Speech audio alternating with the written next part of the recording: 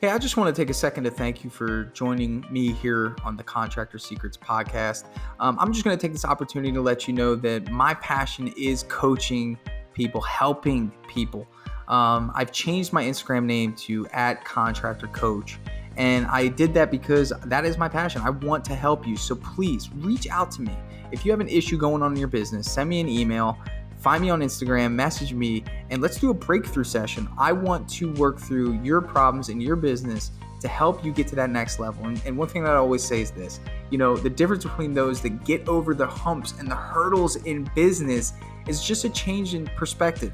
And that's what I plan to offer you. So get with me, message me, allow me to help you take your business to the next level. What's going on, guys? So someone reached out to me the other day and said, Tanner, I'm pricing out jobs perfectly. I can't seem to figure out why I'm being compared to other contractors that are pricing the jobs for a third of the price, and I can't seem to win my customers over. And my direct response to that is, why would I hire you? What have you given the homeowner that is different than just price? Because if all you're giving the homeowner is a price, that's all they have to compare you to. So if your price is $5,000 and someone comes in at $2,500, what have you done to make up that difference? And my thing is that the first part of this is understanding that your sales process is more than just the transaction of funds, okay? It's more than just the getting down to displaying what the quote is, right? Your sales process is everything that happens before that, okay? After your initial marketing that gets them into the door or gets them to communicate with you. So let me break down what your sales process really is. So the first part of it is that initial phone call. It's what does that phone call sound like? What does that greeting sound like, right? What does that enthusiasm sound like? How have you made yourself stand out against the competitor? Because if you're answering the phone like, hey, thanks for calling my painting company, my name's Tanner,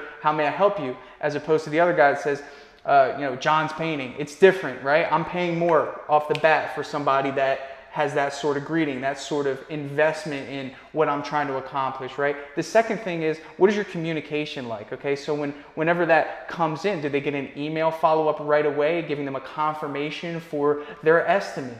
Does that happen in your business? If it doesn't, that's another thing that we're doing to separate ourselves from the competition. Guys, you hear me talk about automations. This is part of it, okay? The next step is, are you prompt when you deliver your estimate? Are you showing up on time? Are you being informative? Are you answering all questions? But most importantly, are you estimating or are you selling? And I say estimate because that's what we call the act of going there. But what I really mean is that those that are selling jobs for more and consistently doing so are doing more than just estimating. Let me give you an example. I went to an estimate yesterday and I sold on the estimate. And what I did was I went into the house, and the first thing I did is that I allowed the customer to tell me what they wanted. And I really do this because I really want to know what it is that their thought process is going into this project. And they said, you know what, Tanner, I really only want the master bedroom and bath done. I want the kitchen done, and I want the guest bedroom done. And I said, that's no problem. At first glance, that would have been probably about a $1,200 job, okay? And our company has a $2,200 minimum, and I still go to these estimates with the mindset is I'm gonna convert these people to be my sort of customer, and I'm gonna do my best to do so. So what we did was I came in there and I said, you know what, Mr. and Mrs. Homeowner, I'm looking at your baseboards, I'm looking at your trim. Right now it's a tan, and your doors, they blend into the walls. And I said, to be honest with you, if you really want to get the most appealing look that's not only good for your initial appeal, but we always think resale. We always think, what would a potential buyer think? Well, 99% of houses have white trim and white doors. And for some reason, your house has trim that matches some of the walls here. It's really not a customary practice to have your trim the same color as your walls. Would you consider me pricing you for having white baseboard and white trim? And I just left that question there. Okay, this is me separating myself from whoever came in and just kind of took the orders and said, okay, you want this bedroom, this bedroom, this bedroom. Okay, no. I went in there with the mindset that I'm going to try to upsell and add value to this person. So what I did was I made the word investment stand out. I know that this is something that you thought would initially be something that you wanted, but in terms of resale, we're in a retirement community, so these people are always thinking resale. Okay, so we're in terms of resale, we want to make sure that this house has potential to be sold if needed. And I think that white baseboards, white trim, and white doors would really look good in here. Is that something you would consider? And she looked at her husband and said, "You wouldn't believe this. During the closing, when we had this house built, the builder told us that it would be extra for them to do the walls, the doors, the baseboards, and the trim white." And we were really confused at the time. It was a crazy closing, and we didn't really focus in on that because we've never had a house built before. When we walked into the house, we were shocked. Our mouths dropped, and we said, "I can't believe they really painted the trim, the baseboards, and the doors the same color as the walls. That didn't make any sense to us, and we've just been living with it for the last 10 years. So absolutely, you know what, you're right. I think it would look great. It would match our cabinets. Now this person has converted to my ideal customer because of my enthusiasm, my ability to build value, and to build trust. And I'm not coming in there with the mindset you have to do this or we're not going to do the work for you. It was, let me show you why this would be a good option for you. So compare that to the other guy that comes in that says, "Hey, thanks so much. Okay, so we'll quote you for the guest bedroom. We'll quote you for the master bathroom and whatever else you want." Okay, big difference, guys. You have to learn how to build value and build trust and upsell. That's our X factor, is that we care more about just giving you what you want. We want to make sure not only that we give you what you want, but you get more than what you want. You get the most appealing look possible. And I've built my business on this philosophy, okay? Because I understand that Jesus Christ.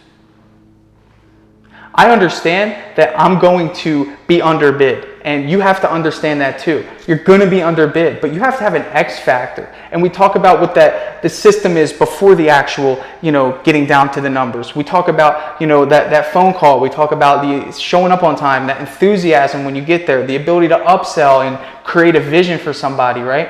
That whole process. And then of course, when you get your proposal out, does that proposal have everything detailed, to show the customer how professional your company is? Because that is what separates you from somebody that is pricing the job out a third. Because if they're not doing any of those things, to them it's like, holy smokes, this company is going to give me an experience.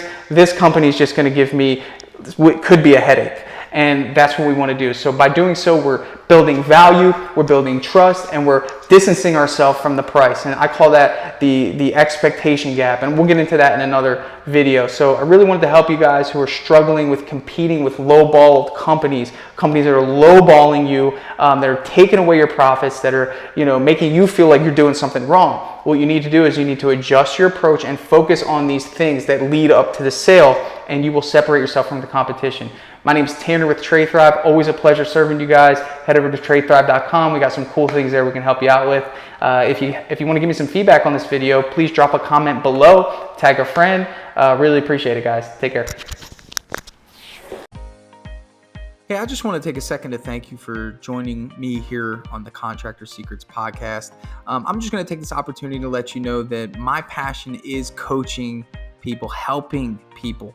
I've changed my Instagram name to @contractorcoach, and I did that because that is my passion. I want to help you. So please reach out to me. If you have an issue going on in your business, send me an email, find me on Instagram, message me, and let's do a breakthrough session. I want to work through your problems in your business to help you get to that next level. And one thing that I always say is this, the difference between those that get over the humps and the hurdles in business is just a change in perspective. And that's what I plan to offer you. So get with me, message me, allow me to help you take your business to the next level.